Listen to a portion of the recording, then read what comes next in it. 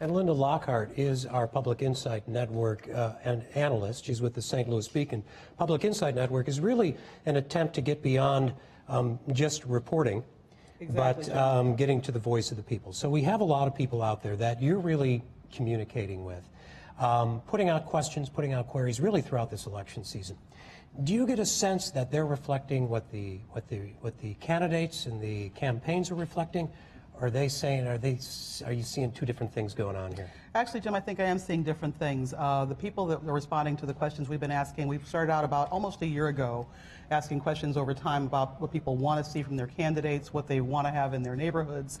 And they're telling us that they don't really even, neither party is speaking to them. They're not getting what they wanted. Not at all. They're frustrated, and people are going to the polls tomorrow. Some of them will be holding their nose. Yeah, well, I saw you shaking your head when they were talking about the Libertarian candidate, for example, third-party candidates. That's something you've been hearing about, isn't it? We've been Not specifically Libertarians, but just Well, definitely wishing that there were other options, and we have heard lot of talk about the third-party candidates looking for Gary Johnson, who's running for president as a Libertarian. People were saying that they intend to vote for him tomorrow. I mean, we've heard that from the primary season on through, as recently as a week or so ago. So let's talk about who these people are, because again, these are not a scientifically selected sample. You're not doing really a poll here. Who are the folks that say, yeah, I want to be part of this PIN network, I want to be part of this conversation? Well, there are people who are politically engaged, who are paying attention to the issues, who want to have their voices made. This is not an opinion poll. It's not a scientific survey by any means. These are people who share what they know because of how they live their lives, the jobs they do, how they raise their families. And so they're sharing their insight on what their life is like out there.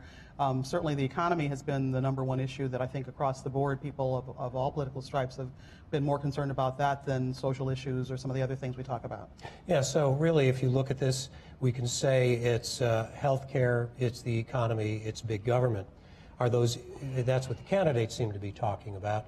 Are the folks in the PIN network talking about those things equally? Absolutely. Healthcare has been one of our leading issues people have responded to overwhelmingly when we ask the questions. We've had people that have told us while they are opposed to the Affordable Care Act, they like certain parts of it. When you look at some of the things that are available, providing care for people that have had pre-existing conditions, the thing that they don't like is that it's being mandated by the government. They don't want big government telling them what to do. They believe that they should be treated as adults, and so that's where the disconnect comes. So I know we make an effort in the Public Insight Network for those folks to kind of inform the reporting that's done, but also to get a diverse group. Let's talk about age for a moment. You have some young folks, you have some older folks, you have some... The network is open to anybody 13 and older, and we do, because of our primary audience with the Beacon, with 9 Network, with public television, public radio, skew towards older middle-class people, but we do make a serious efforts to reach out, and so we ask questions about... Do you see a divide between young and old this year? The younger people certainly are the ones that are saying they wish they had other options. They had a third party would have more of a chance. They feel that the two-party system doesn't work for them. We're also hearing, we ask questions about how do you use Twitter. So, I mean, we ask all kinds of questions, not just political questions, that help us engage people of all sorts. But then we ask people that are voting for the first time, why is this important to you? We've asked immigrant voters who are new to the country, why is voting important to you? So we try to cast a very wide net, and, we welcome all new people to come and tell us what they know. Right, and I just want to say, if you want to get involved in the Public Insight Network, you can go to the Beacon website, the 9 Network website, and it's open and it's welcome, and really these are the voices we're trying to get. And again, I want to make sure that everybody knows this is not just an election year thing. This is something that keeps going on. So, but in terms of the election, though, something important we'd like to hear from people tomorrow after they voted. The PIN question will be: tell us about your voting experience. Tell us who got your vote. How did you make that decision? When did you make that decision? Right.